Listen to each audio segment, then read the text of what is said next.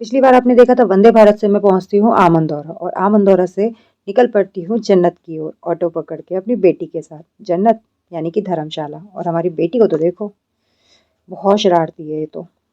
और bus stand पे पहुंच के मैं बस बोर्ड करने के बाद धर्मशाला उतरती हूँ और निकल पड़ती हूँ अपने स्काईवे की तरफ। स्काईवे ये क्या है?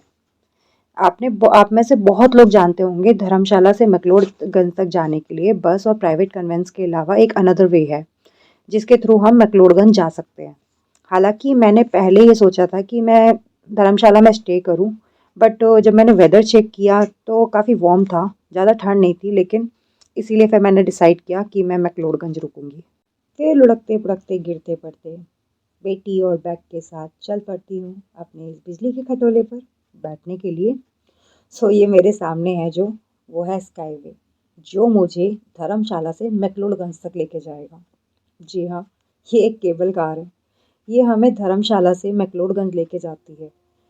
अगर बात करें इसके फेयर की, तो शुरुआती दौर में जब था वो कम था फेयर इसका, बट आज के टाइम पे जो फेयर है वो है 425 वन वे। और अगर हम बोथ साइड की बात करें यानी कि आना जाना देखें तो वो है 630। ये मैं पहुंच जाती हूँ चेक इन के लिए। बहुत थक गई थी यार। उसके बाद अंदर जाती हूँ और चेक इन कराती हूँ, जो कि बहुत ही ज़्यादा अनिवार्य है। उसके बाद बैक साइड रखती हूँ और एक दो फ़ोटोज़ क्लिक करती हूँ ये हमारी गुड़िया के साथ, और फिर निकल पड़ती हूँ लिफ्ट में। कुछ लोग वहाँ पे खड़े हुए मुझे देख रहे थे घूर घूर के कि मैं ये बोरिया बिस्तरा लेके कहाँ चल रही हूँ। बट डोंट वरी, आप टेंशन मत लीजिए। आप अपना बोरिया बिस्तरा यानी कि आप लगेज के साथ इस केबल कार में ट्रैवल कर सकते हैं। उसके बाद देखा और मुझे गुस्सा आ गया। बहुत लंबी लाइन थी। एक्चुअली मेरा बिल्कुल मन नहीं था लाइन में लगने का, बट बहुत खुशी भी थी क्योंकि यहाँ पे ट्रैवल करना, केबल कार में बैठना, स्काईवे से सफ़र करना बहुत ही रोमांचक बात थी, क्योंकि इतनी ऊंचाइयों से नेचर को देखना उससे भी बड़ी बात। वैसे धर्मशाला से मैक्लोडगंज की दूरी 5 किलोमीटर है मात्र। अगर पब्लिक ट्रांसपोर्ट से जाएं तो 35 से 40 मिनट लगेंगे, आप पहुंच सकते हैं। बट स्काईवे से आप जाते हैं तो मात्र 10 मिनट में आप धर्मशाला से मैक्लोडगंज तक पहुंच सकते हैं। स्काईवे 108 किलोमीटर का रोपवे है जो कि धर्मशाला से मैक्लोडगंज तक का है। ये कुछ नज़ारे लेते हुए मैंने आपको दिखाया। एक्चुअली मैं ऊपर से नीचे देखना और हर मतलब बताना मुश्किल है, क्योंकि बहुत ही अद्भुत लगता है ऊपर से नीचे की तरफ देखना। एक जोखिम भी लगता है, लेकिन हाँ, नेचर को देख के बहुत शांति मिलती है। ऊपर बादल, नीचे हरियाली, और पहाड़ों को देख के ना बहुत शांति और सुकून मिलता है। धर्मशाला भारत के हिमाचल प्रदेश राज्य का एक शहर है। हिमालय किनारे देवदार जंग के जंगलों से घिरा यह पहाड़ी शहर दलाई लामा और निवासी तिब्बती सरकार का घर है।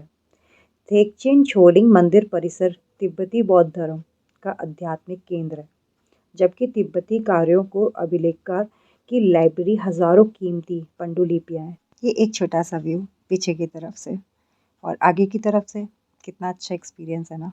बहुत अमेजिंग लगता है। आप लोग भी ज़रूर आइएगा। और फिर मैं एक बार और स्काईवे को बाय बाय करती हूँ और निकल पड़ती हूँ अपने कैब के लिए, क्योंकि कैब नहीं ढूंढूंगी तो मैं होटल कैसे पहुँचूंगी। और आगे चलते हुए कैब को ढूंढते हुए मैं कैब में बैठने चल दी।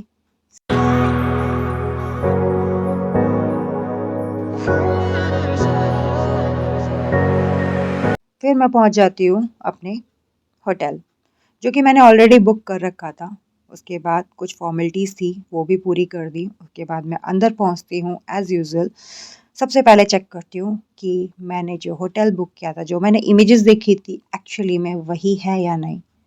बहुत बार मेरे साथ ऐसा हुआ है कि मैंने होटल बुक किया है बट वैसा मिलता नहीं था जैसी फ़ोटोज़ होती थी, बट उससे अलग ही निकलता था। फिर उसके बाद मैं सारी चीज़ें चेक करती हूँ कि एक्चुअली में कैसा है, क्लीननेस कैसी है, सारी चीज़ें चेक करते हुए मैं, और ये देखो हमारा टीवी।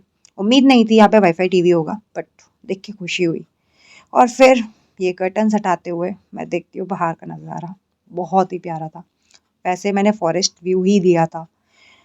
सो कुल मिला के अगर बात करें तो जो सोचा था एक्चुअली में वही मिला, कुछ भी डिफरेंट नहीं था। बालकनी भी बहुत अच्छी थी, लुक वाइज भी बहुत अच्छा था।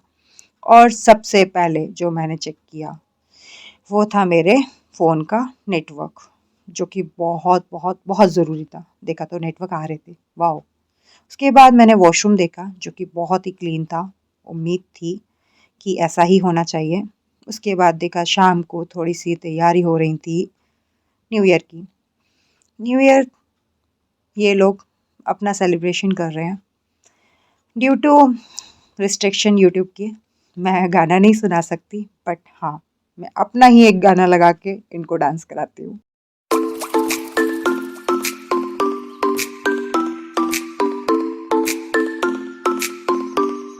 उसके बाद मैं भी निकलती हूँ और मेरी बेटी के साथ आइसक्रीम और कुछ स्नैक्स के साथ, फ़ोटोज़ के साथ, मस्ती के साथ निकल पड़ती हूँ मॉल रोड की तरफ, जो कि धर्मशाला का मेन पॉइंट है, यानी कि मेन सिटी सेंटर है। यहाँ पे न्यू ईयर की तैयारी हो रही थी क्योंकि ऑलमोस्ट न्यू ईयर में ज़्यादा टाइम नहीं बचा था। यहाँ पे बहुत ज़्यादा भीड़ भड़क्का था, बहुत ज़्यादा। और ये सब बिना गाने के डांस कर रहे थे। अपने आप गा रहे थे, अपने आप नाच रहे थे। समझ ही नहीं आ रहा था चल क्या रहा है। बट बहुत ज़्यादा रश होने की वजह से मैं ज़्यादा एन्जॉय नहीं कर पाई, क्योंकि सेफ्टी साइड को देखें और बेटी को देखते हुए मैं थोड़ा पीछे जाके खड़ी हो जाती हूँ। बट आपके लिए कुछ नज़ारे दिखाती हूँ। ये सब लोग अपने ही धुन में हैं, क्योंकि ड्रिंक कर रखी थी काफ़ी लोगों ने। हमारी पुलिस पूरी सहायता कर रही थी ट्रैफ़िक को क्लियर करने में, क्योंकि इन लोगों की वजह से बहुत ज़्यादा ट्रैफ़िक हो चुका था। बट हाँ, कोई नहीं, नई साल है, पुलिस वाले भी समझते हैं। वो बेचारे अपना काम कर रहे हैं और ये अपना। पीने के बाद हर कोई सिंगर होता है, जैसे कि ये थे। और बस न्यू ईयर की तैयारी चल रही है एंड काउंटडाउन चल रहा है कंटिन्यू।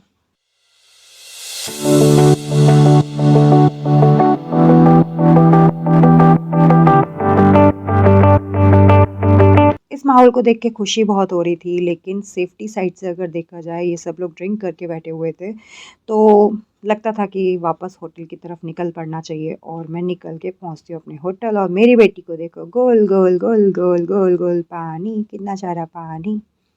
नहीं, ये एक्चुअली डांस कर रही है। मैंने इसे बोला रुक जा भाई रुक जा, पर ये तो रुकने को ही राजी नहीं थी। फिर क्या, मैंने बहुत समझाया, पर इस पे तो न्यू ईयर का खुमार बहुत ज़्यादा चढ़ा हुआ था।